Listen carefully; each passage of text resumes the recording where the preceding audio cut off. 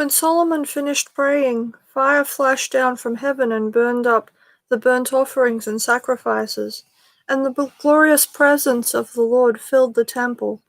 The priests could not enter the temple of the Lord because of the glorious presence of the Lord filled it.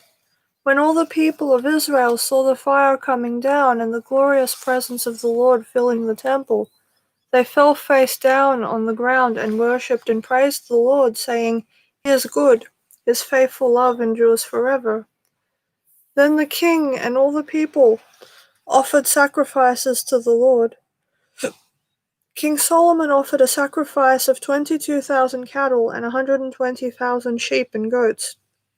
And so the king and all the people dedicated the temple of God. The priests took their assigned positions, and so did the Levites who were singing, "His faithful love endures forever." They accompanied the singing with music from the instruments King David had made for praising the Lord. Across from the Levites, the priests blew the trumpets while all Israel stood. Solomon then consecrated the central area of the courtyard in front of the Lord's temple. He offered burnt offerings and the fat of peace offerings there, because the bronze altar he had built could not hold all the burnt offerings, grain offerings, and sacrificial fat. For the next 7 days, Solomon and all Israel celebrated the Festival of Shelters.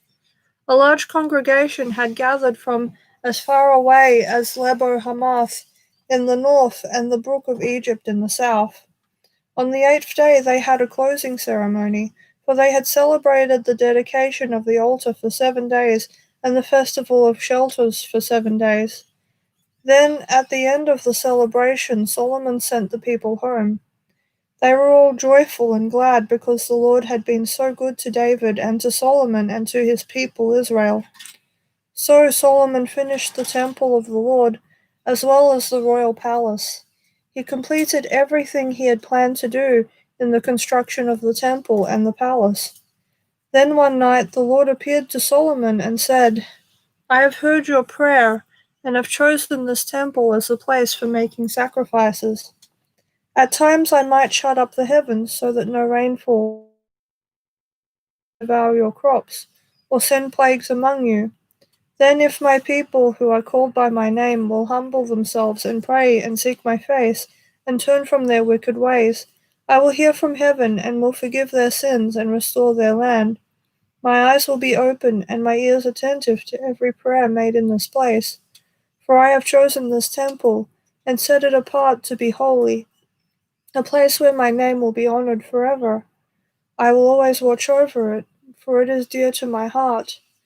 As for you, if you faithfully follow me as David your father did, obeying all my commands, decrees, and regulations, then I will establish the throne of your dynasty.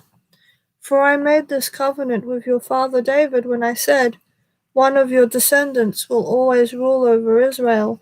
But if you or your descendants abandon me and disobey the decrees and commands I have given you, and if you serve and worship other gods, then I will uproot the people from this land that I have given them. I will reject this temple that I have made holy to honor my name. I will make it an object of mockery and ridicule among the nations. And though this temple is impressive now, all who pass by will be appalled. They will ask, 'Why did the Lord do such terrible things to this land and to this temple?'